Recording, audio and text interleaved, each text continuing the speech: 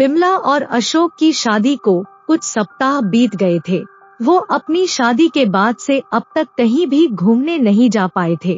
वो नए साल की छुट्टी पर थे और उन्होंने डिसाइड किया कि वो न्यू ईयर के लिए कहीं अच्छी जगह घूमने जाएंगे।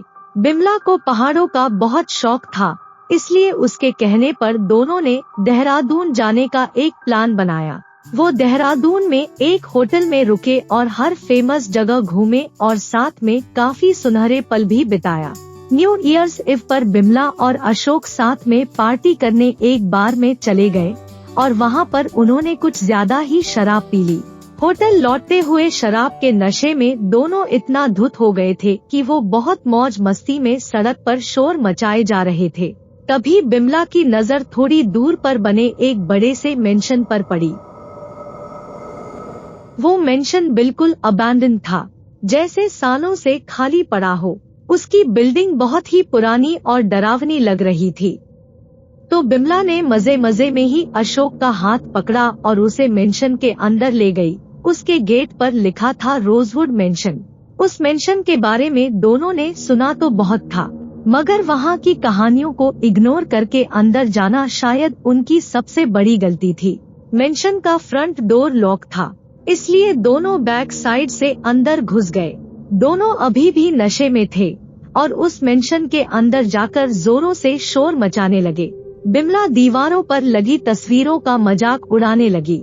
उन दीवारों पर एक ब्रिटिश महिला की फोटो लगी थी, जो काले कपड़ों में अजीब सी दिख रही थी। उस फोटो को देखकर ऐसा लग रहा था कि जैसे वो उस तस्वीर में जिंदा हो और उसमें खड़ी महिला अभी अभी बाहर आ जाएगी।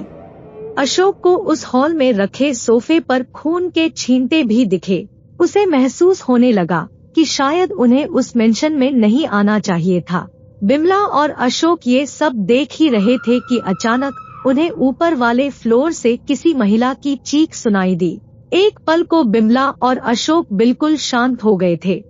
उन्हें लगा कि शायद घर में कोई था, लेकिन अगर घर में कोई होता तो मेन गेट पर ताला क्यों लगा होता। यही सोचकर बिमला ऊपर वाले फ्लोर पर जाने लगी। अशोक अब थोड़ा सा होश में आने लगा था। उसने बिमला को रोकने की कोशिश की, क्योंकि अब उसे उस घर में कुछ ठीक नहीं लग रहा था। वो बिमला के पीछे जाकर उसे रोकने ही वाला था कि तभी उसके पीछे अचानक एक काले कपड़ों में एक महिला आती है और उसका नाम पुकारती है। अशोक मुड़ा, मगर वहाँ कोई नहीं था। वहीं दूसरी तरफ बिमला ऊपर वाले फ्लोर पर पहुँच चुकी थी। उस फ्लोर पर कॉरिडोर के एंड में एक कमरा था, जहाँ का दरवाजा भी धीरे धीरे अपने आप खुल बंद हो रहा था। बिमला उस कमरे के अंदर गई और उसने कुछ ऐसा देखा जिसे देखकर उसका दिल दहल उठा। कमरे की हर चीज सड़ी हुई थी। कमरे में अजीबोगरीब सामान पड़े थे और एक बड़े से मिरर के चारों तरफ कुछ मंत्र जैसा लिखा था। बिमला को अचानक से उस शीशे में अशोक खड़ा दिखा, लेकिन अशोक का चेहरा बहुत अजीब दिख रहा था। उसकी आंखों की पुतली बहुत छोटी थी और वो बिमला को ही घूर कर देख रहा था। उसके चेहरे पर कोई एक्सप्रेशन नहीं था, मानो वह शीशे में लगी फोटो हो। ये देख बिमला ने जैसे ही अशोक को पुकारा, शीशे में खड़ा अशोक तेजी से निकलकर बिमला की तरफ भागा। ये देखकर बिमला बहुत तेज चिल्लाई और अशोक से दूर पीछे दौड़ने लगी। मगर सीढ़ियों के पास बिमला ने जो देखा, उसे देखकर वहीं जम सी गई। नीचे जिस फोटो को देखकर बिमला हंस रही थी, उस फोटो की महिला इस वक्त बिमला के सामने खड़ी थी। शायद वो उस महिला की मरी हुई आत्मा थी जो बिमला को बेजान नजरों से घूर रही थी। वो काले कपड़ों वाली महिला बिमला की तरफ आई और उसने बिमला का गला पकड़कर उस कमरे में ले गई जहां वो शीशा था। उस महिला ने अजीब आवाज में मंत्र पढ़ना शुरू किया और देखते ही देखते वो महिला हवा में उड़ने लगी और वो अपनी खून सी लाल आँखों से बिमला की आत्मा खींचने लगी।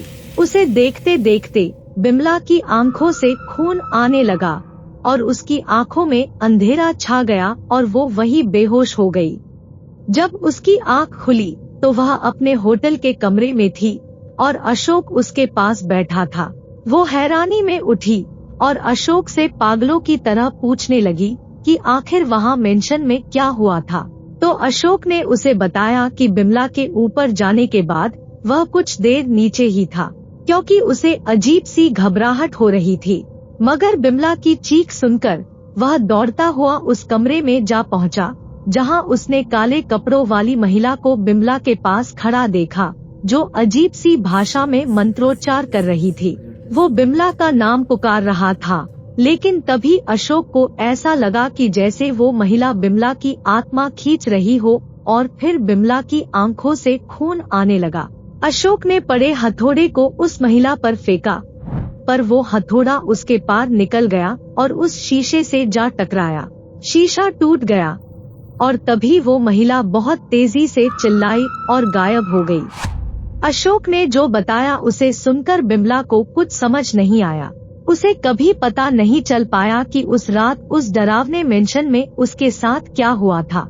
इस हादसे के बाद कई महीनों तक बिमला बहुत गहरे सदमे में थी। उसे अक्सर लगता था कि कोई उसका गला दबा रहा है।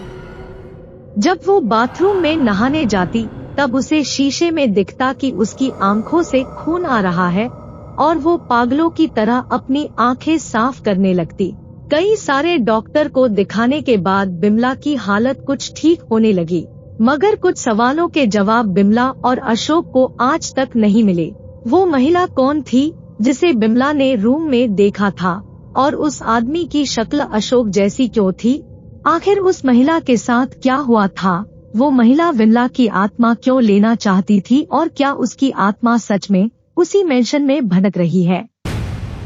जो भी हो, हम बस उम्मीद करते हैं ऐसा न्यू ईयर का एक्सपीरियंस कभी किसी के साथ ना हो। अगर आपको कहानी अच्छी लगी तो हमारा हॉरर फोक टेल्स जरूर सब्सक्राइब करें, और हाँ, बेल आइकॉन प्रेस करना मत भूलना। मिलते हैं नए साल में। Happy new year.